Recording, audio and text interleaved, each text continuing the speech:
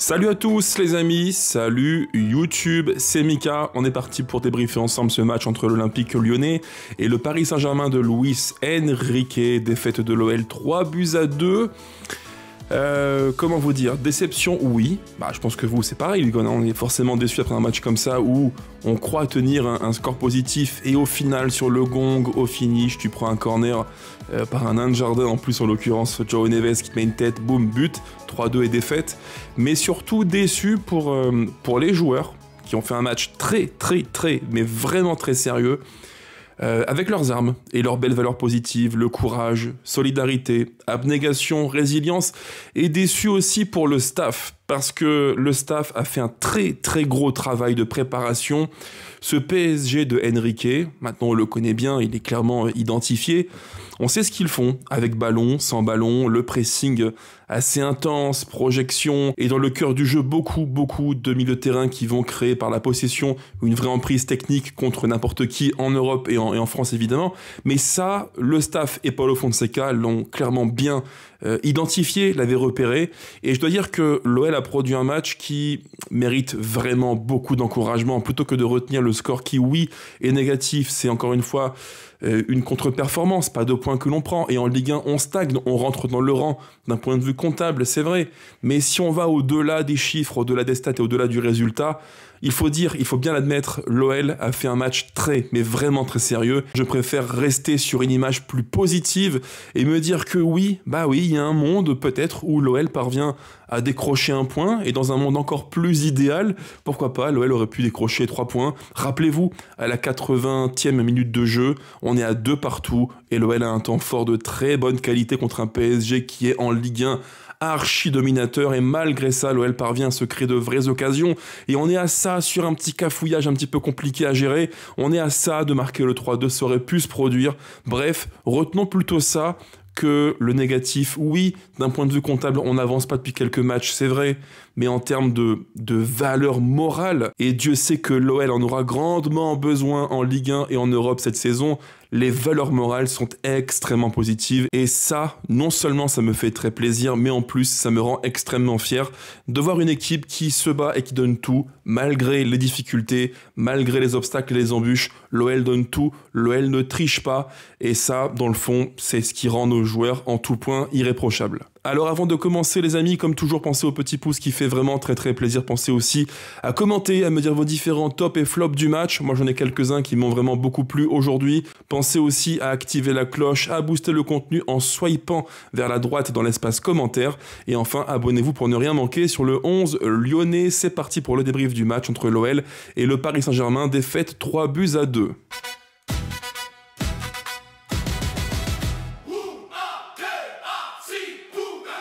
Alors pour commencer les gones, revenons un petit peu sur la composition et les choix de Paulo Fonseca qui, je le sais, ont fait beaucoup parler en avant-match, mais comme toujours il faut être très prudent, parce que voilà, les choix tactiques, les choix d'hommes, oui parfois ça interpelle, mais derrière ça il y a aussi une logique du staff qui a repéré, comme je vous l'ai dit, les gros points forts du PSG. Dans le cœur du jeu, beaucoup de joueurs qui vont créer une densité. Sur le côté, la gestion des 2 binômes qu'ils ont côté PSG avec le milieu droit plus le latéral droit, en l'occurrence aujourd'hui Kangin Lee plus Warren Zaïre-Emery, et à gauche idem avec Kvaratskhelia et Lucas Hernandez. Ça pour le coup on l'a plutôt bien géré, même si attention sur le but de Warren Zaïre-Emery, ça vient typiquement de ça. On a une permutation entre Zaïre-Emery et Kangin Lee, l'un se réaxe, l'autre prend le côté, et là on ne suit plus, et sur l'action on est un petit peu déstructuré et le PSG en profite pour marquer. Alors revenons donc à la compo de l'OL, le 4-2-3-1 de Fonseca.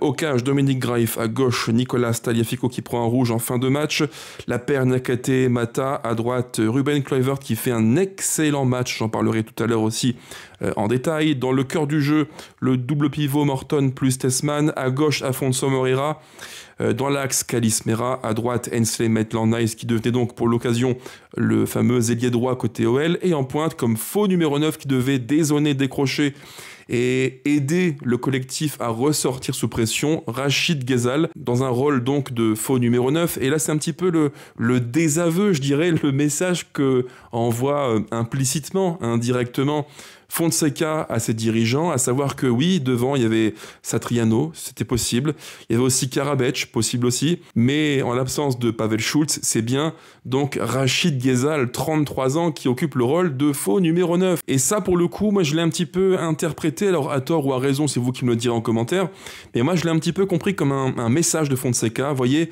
non seulement j'ai peu de solutions, mais en plus les quelques-unes que j'ai ne sont pas vraiment très... Alors, crédible, c'est un grand mot, mais pas des renforts de top qualité. Et je pense, je le maintiens, qu'il manque quelqu'un devant, il manque offensivement des joueurs, des profils. Parce que bon, entre nous, mettre Rachid Ghezal titulaire comme faux numéro 9 pour un match contre le PSG, c'est un sacré désaveu pour Satriano, pour Karabec, et d'autres que j'oublie en l'absence de Pavel Schulz aussi, il faut le rappeler. Donc le 4-2-3-1 de l'OL qui pour le coup s'animait un petit peu différemment. On a surtout vu en fait une base bien souvent à 3 derrière avec Kluivert plus Mata Niakate, et c'est justement ça qui a permis à Nicolas Tagliafico de se projeter beaucoup plus et d'être dans le cœur du jeu une solution de plus pour l'OL pour, sous pression, relancer plus facilement. Donc animation non pas en 4-2-3-1 rigide, mais plutôt avec une base à 3 et dans le cœur du jeu, le carré comme toujours avec Morton, Tessman, Kalis Mera et aussi donc Rachid Ghezal qui venait décrocher pour soulager du mieux qu'il le pouvait, même si je dirais que durant une mi-temps, Rachon, il a fait une mi-temps assez, alors pas gênante, mais techniquement c'était pauvre, vraiment très pauvre, beaucoup de mauvais choix, de perte de ballon et au final très peu de différences faites balle au pied. C'est des choses qui peuvent faire basculer du mauvais côté le match. Et on l'a vu, je dirais que l'OL, aux environs du quart d'heure de jeu, est plutôt tranquille, c'est vrai, on est appliqué, il y a un plan de jeu qui se déroule, on sent que l'équipe veut garder une forme d'équilibre de jeu, c'est normal. C'est Paris en face qui vient chez toi et tu vas tout faire pour minimiser leurs points forts. Et il y a une stat qui le montre bien, à la 13e minute de jeu, le PSG a fait 144 passes, l'OL seulement 41, soit plus que 3 fois moins. Ça montre bien un petit peu le profil des deux équipes, une qui veut maîtriser par la possession et pratiquement t'assommer par une possession qui est parfois hypnotisante, et en face un OL qui se recroqueville, qui est sérieux, qui est appliqué, qui est compact, c'est très bien, soulignons-le, c'est très bien, et un OL qui, s'il le peut, va piquer en transition, ce qu'on a quand même plutôt bien fait, et ça on en parlera après, c'est l'un des très gros points positifs d'un point de vue foot pour ce match contre le PSG. On voit souvent un PSG qui s'anime avec 3 centraux qui ne bougent pas, Zabarni, plus Pacho ou Marquinhos ou Lucas Hernandez, bref, on a une base à 3 qui ne bouge pas et devant, sur les côtés, on a 2 joueurs qui vont prendre l'espace et qui vont fixer dans du 1 contre 1 et on voit clairement le PSG s'animer comme ça avec une équipe qui occupe toute la largeur, qui vient fixer sur les côtés en espérant dans du 1 contre 1 faire une différence et finir par un jeu plus axial, passe en retrait, frappe. Voilà, c'est un petit peu le style Enrique, le style du PSG. J'ai écrit dans mon calepin, à la 17e minute de jeu, on retrouve ça, Kangin Lee très à droite qui prend la largeur et décale Zahir Emery sur le côté droit, appel axial, et le centre du Parisien qui est dévié par Niakate en corner. On était à la 17e minute de jeu et pas manqué, quelques secondes, quelques minutes plus tard, c'est l'ouverture du score du PSG, donc 0-1 pour Paris sur un but de Warren Zahir Emery. Une action qui, vraiment les amis, reprend tout ce que je vous ai dit là à l'instant. L'animation avec la prise sur les côtés, on écarte le plus possible le jeu. Jusqu'à ce but, l'OL tenait plutôt bien, quasiment pas inquiété. On avait trouvé la clé pour gérer l'aspect jeu extrêmement large du PSG. Mais sur le 1-0, il y a un tout petit truc qui fait la différence, malheureusement contre nous. C'est que Kangin Lee et Zahir Emery, tous les deux ont permuté leur position avec un Kangin Lee plus axial et un Zahir Emery plus latéral sur le côté à droite. Et là, malheureusement, on est aspiré par Kangin Lee qui est donc plus axial. Le côté est libéré. Zahir Emery prend l'espace, il se projette, il n'a pas de solution, qu'est-ce qu'il fait? Il envoie une sacoche, une minace sous la barre de Dominique Greif. Ça va tellement vite, c'est une sonde sous la barre, c'est très puissant. Et sur ce coup-là, je dirais que Zahir Emery joue plutôt bien, même très bien le coup. Et dans le fond, ce qui est terrible, c'est que l'action du but du PSG, elle est vraiment anodine. Il y a zéro danger, on est tranquillement installé, il n'y a pas de problème. On n'est pas sur une phase de possession affirmée du PSG en bloc haut, pas du tout. On est sur une relance plutôt basse avec Vitinha qui est dans son camp et sur un jeu très long, il touche Zahir Emery et là on est transpercé, on est déséquilibré. Et là, honnêtement, les amis, à 1-0, je pense qu'on est beaucoup, et moi le premier, à se dire, bon, le match est fini, tirez les rideaux, on passe à autre chose.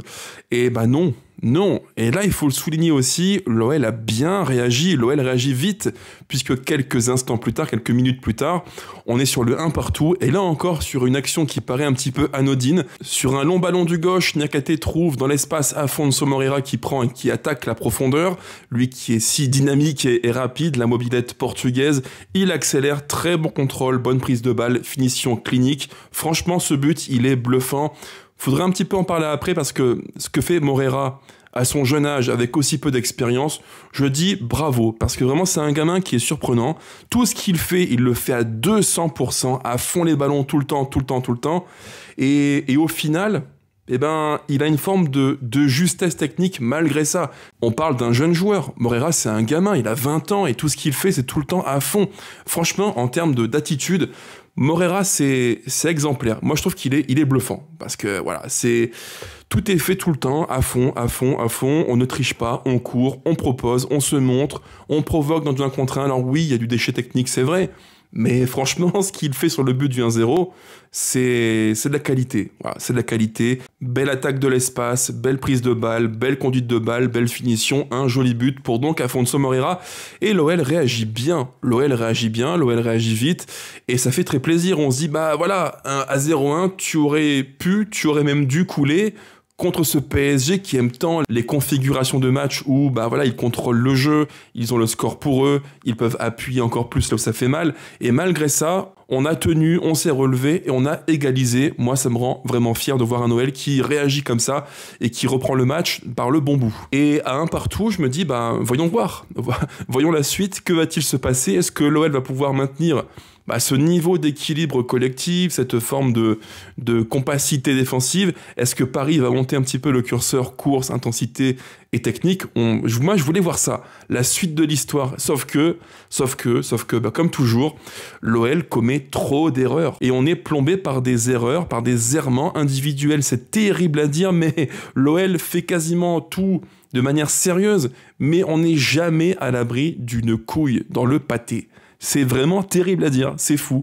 Le 2-1 vient de ça, on est sur une action anodine, encore une fois, on est en bloc bas, on veut jouer court tranquillement, et là, Tessmann fait n'importe quoi, Tessmann, micro-parenthèse sur lui, qu'il faisait un bon début de saison, très sérieux, ces matchs où il était dans l'équilibre de l'équipe, grosse présence physique, fort dans le jeu aérien, le jeu long, la frappe de balle, il a fait un bon début de saison, mais depuis 5 ou 6 matchs, le Tessmann que l'on voit, les amis, c'est le retour du Tessmann que je n'aime pas du tout, qui est lent, qui est très très lent, qui est prévisible et lisible à 10 km entre le moment où il prend l'information, il prend le ballon, il le contrôle, il prend une seconde fois l'information, il décide de faire une passe. Entre toutes ces micro-phases de jeu, il se passe trop de temps. C'est lent, c'est trop lent. Tessmann, tu es lent.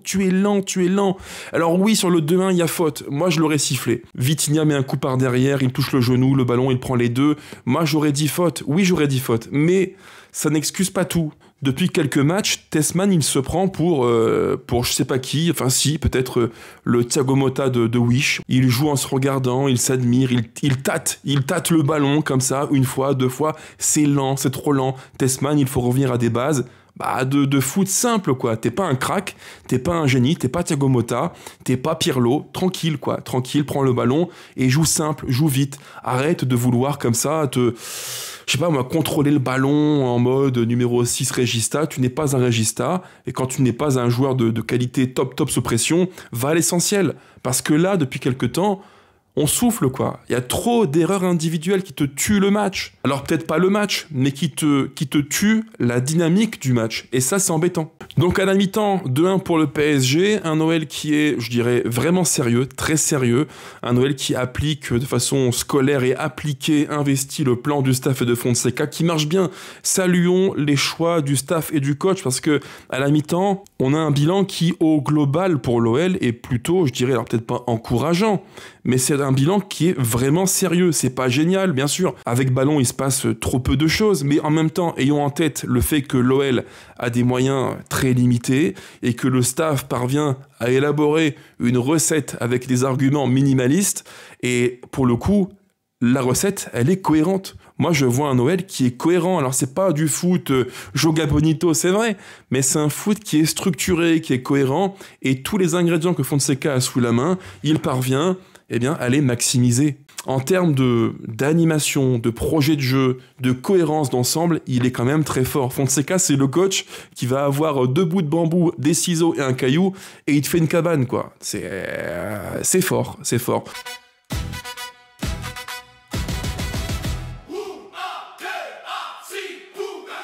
Bon, et en seconde mi-temps, l'OL rentre de la meilleure des façons possibles, puisqu'on met le 2 buts partout, quasiment, je crois, à la 50e minute de jeu. Ça arrive très tôt en seconde mi-temps, sur une action qui, là encore, paraît tellement anodine, mais en fait, ça ne l'est pas du tout. Dans le sport de haut niveau, il n'y a rien d'anodin ou d'aléatoire. Tout est calculé, tout est travaillé et vu et anticipé, prévu largement à l'avance. Et sur le but que met Maitland Niles, on a une fois de plus une action qui est vraiment intéressante. L'OL et le staff, Fonseca et son staff ont clairement ciblé un point faible du PSG, et ce point faible, c'est la gestion de la profondeur dans le dos des centraux.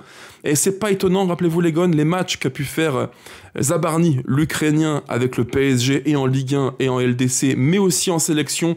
J'ai encore en tête ce match contre les Bleus, c'était il y a maintenant, je crois, 3 mois, dans mon souvenir, où il avait été mis au supplice par Mbappé en profondeur, et il avait eu beaucoup de mal à gérer dans son dos l'attaque de l'espace. Et ce point-là, le staff l'avait très bien ciblé, très bien identifié. Zabarny, Lucas Hernandez et Pacho sont 3 centraux qui ont un profil de, entre guillemets, je dirais, gladiateurs, qui sont forts dans le 1 contre 1, puissants et costauds, impactants, mais dans leur dos, c'est quand même plus difficile. Et il y a eu, je dirais, sur 1 heure de jeu, 3 moments où on a su vraiment bien gérer ça. Et si l'OL parvenait à être un peu plus propre offensivement, je pense que l'addition aurait pu être différente pour nous et pour le PSG dès la mi-temps. Parce que l'OL a eu des petites situations, des situationnettes, on va dire, où en transition, on peut faire mal. Et ça, c'est un point qui me fait très plaisir. L'OL parvient à être dangereux sur transition. Le 2 partout, le but de Maitland Niles sur un long ballon de Morton, c'est le cas symptomatique. Le but de Moreira, pareil. En transition, on fait vraiment très mal, on pique l'OL qui est fort en transition, en jeu plus direct. Mais surtout, ce qui est bien et ce qu'il faut avoir en tête, c'est que l'OL parvient à piquer et à faire mal au PSG sur des miettes. Parce qu'au final, l'OL sur tout le match, c'est combien d'expected goals? Voyons voir. Hop, voici la stat. Sur l'ensemble du match, les gars, sur l'ensemble de ce OL PSG, l'OL, c'est 0,6 expected goals. C'est quasiment rien, c'est moins d'un but dans le match. Moins d'un but. Et on en met 2. Ce qui veut dire que l'OL, avec des miettes, des cailloux, parvient à faire quasiment tout le temps mal au PSG dès lors que l'on sort proprement, sous pression. Et ça, c'est aussi l'un des points positifs du match. L'OL en transition qui a su faire mal au PSG de Luis Enrique. Et au final, si on fait le bilan de la seconde mi-temps de l'OL et du PSG, alors oui, nous, on n'est pas hyper dangereux, c'est vrai. En tout cas, jusqu'à la 80e minute de jeu. Mais côté Paris, c'est pas non plus extrêmement dangereux. En seconde mi-temps, Paris, c'est une grosse occasion, 3 tirs et 0,32 expected goals seulement. À mon sens, à l'échelle de la Ligue 1, c'est rare. Ça arrive vraiment rarement. C'est une équipe qui, oui, offensivement, a moins de cartouches. Il manque Dembélé, Désiré Doué et d'autres que j'oublie. Forcément que ça joue Hakimi aussi, Mendes, bref. Mais quand tu parviens à ce point-là à minimiser le PSG et ses forces offensives, c'est que tu fais dans l'ensemble, et il faut vraiment insister là-dessus, un bon match. Et le pire dans tout ça, c'est que l'OL aurait pu espérer aux environs de la 80e minute de jeu, non pas un point du 2 partout, mais plus que ça. Pourquoi pas 3 points? Qui l'eût cru, franchement? Moi, non, jamais de la vie. Sans faire l'acteur, ce que je ne suis pas d'ailleurs, mais si on m'avait dit avant le coup d'envoi que cet OL-là, avec ces joueurs-là, ce 11-là, aurait tenu le PSG quasiment dragée haute jusqu'à la fin du match 2-2, moi je n'aurais pas cru. Jamais j'aurais misé 1 euro sur un match comme ça. Jamais, jamais de la vie.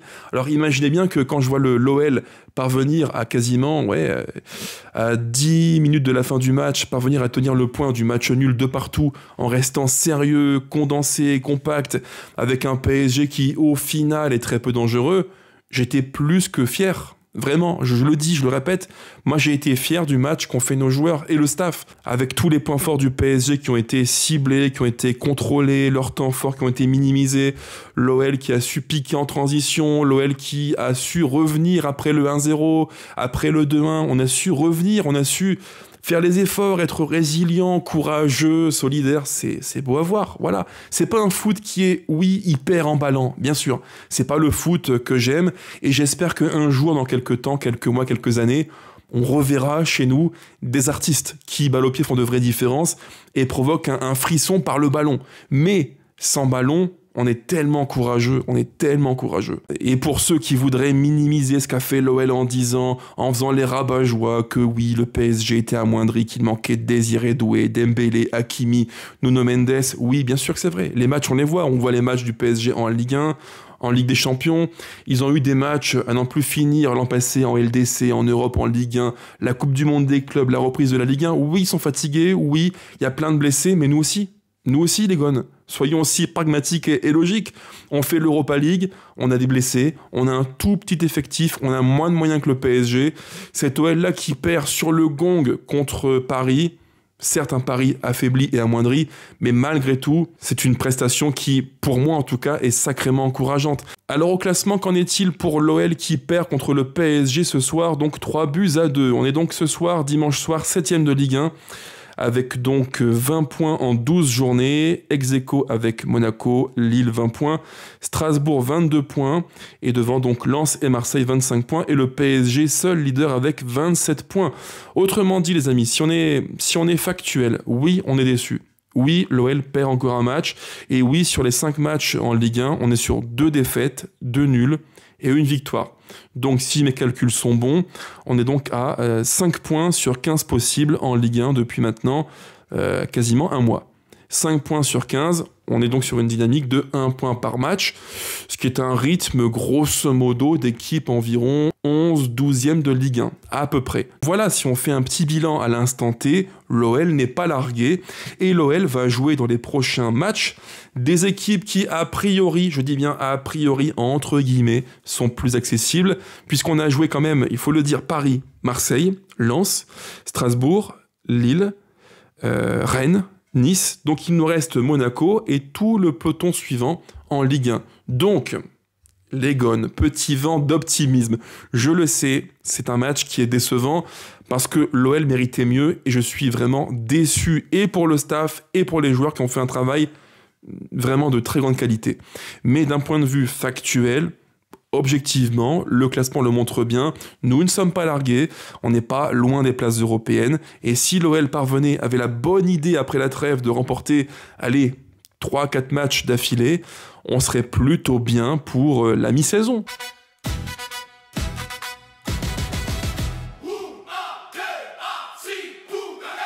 Allez, pour finir rapidement les tops et les flops du match, les amis. Alors, au rayon des tops, je fais un package global. Je prends un grand sac dans lequel je mets tour à tour Paulo Fonseca qui a extrêmement bien lu le PSG. Lui et son staff ont fait un travail de très grande qualité. Si Paris a été entre guillemets aussi peu dangereux contre nous, malgré un Noël, un Noël qui a peu de moyens, c'est qu'on a quand même bien géré cette équipe-là. Au rayon des tops maintenant, côté joueurs, j'ai aimé le match d'Afonso Moreira, quelle pile, monsieur 100 000 volts, il est partout, il fait tout à fond, à 200%, il court le furet, comme dirait la comptine des enfants.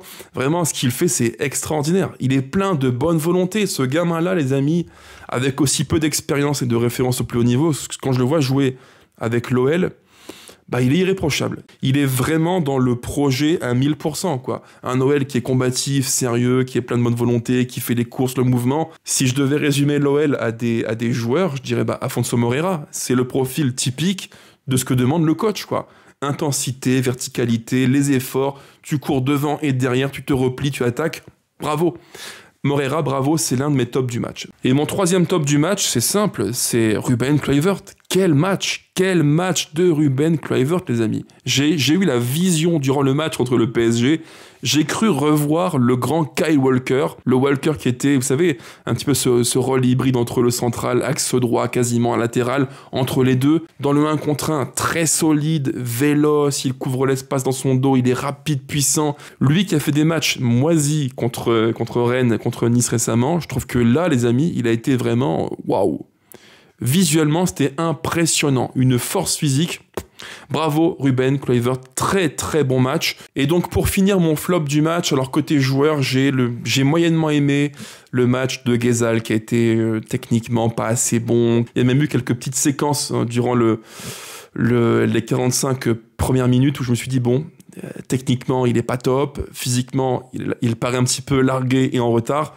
J'étais presque un petit peu gêné, on va dire, entre guillemets. Mais bon, Dominic Graves, pareil, je n'ai pas été convaincu. Encore une fois, je trouve qu'il y a des buts où il peut mieux faire. Voilà, je trouve qu'il n'est pas... En fait, il n'est plus décisif. Ça, c'est un point qui me pose question. On avait tous dit qu'il avait des moments de parade, réflexe qui étaient impressionnants, vraiment impressionnants. Et depuis quelques temps, je trouve que on est presque sur du un tir, un but. Et il a perdu ce côté rassurant où tu te dis, voilà, c'est un mur, c'est une muraille de Chine qui est impassable.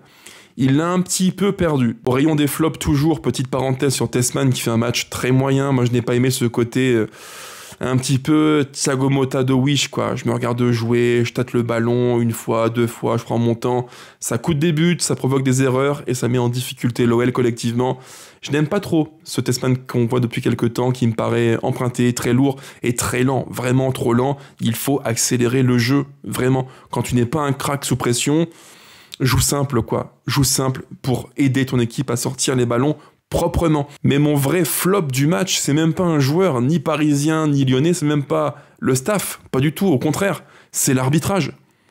L'arbitrage qui pose vraiment question, les amis. Enfin, moi, je veux bien tout ce qu'on veut. Qu'on me dise, il y a faute, pas faute, qu'on fasse arrêt sur image, la VAR comme outil qui doit a priori aider l'arbitre à prendre les meilleures décisions possibles. Mais les amis, honnêtement, il y a trop de situations qui posent question. Trop, beaucoup trop. Et on peut, alors sans faire tout le débat des différents moments du match, mais entre l'action où Tessman se fait balayer, le 2-1 de Kvaratskhelia, il y a faute. Alors oui, il est trop lent, Tessman. Il est lent pour se retourner, prendre le ballon, lâcher le ballon. Il est trop lent, c'est vrai. Mais ça n'excuse pas tout. Sur l'action, pour moi, il y a faute. Il y a balayette. Vitinha prend le ballon, le genou, il prend tout. Et ça passe comme une lettre à la poste. Tranquille.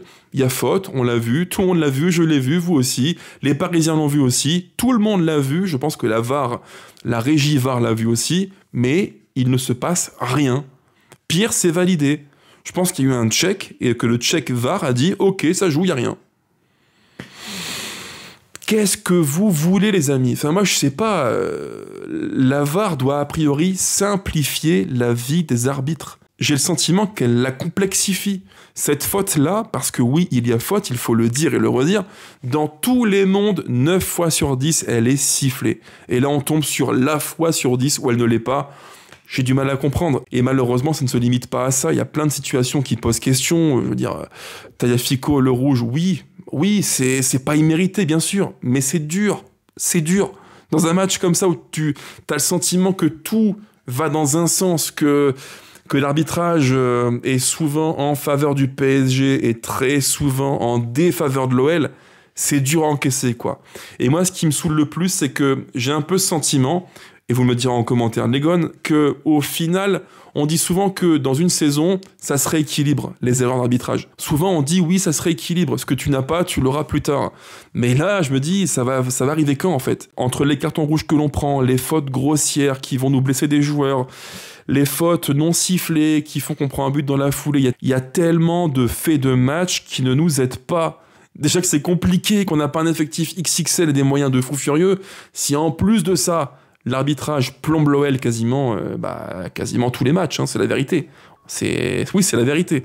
Ça devient vraiment très difficile, quoi. Voilà, en gros, les amis, ce que je voulais vous dire. Clap de fin, on se retrouve très vite quand, je ne sais pas encore, j'ai plein de boulot, beaucoup trop de boulot.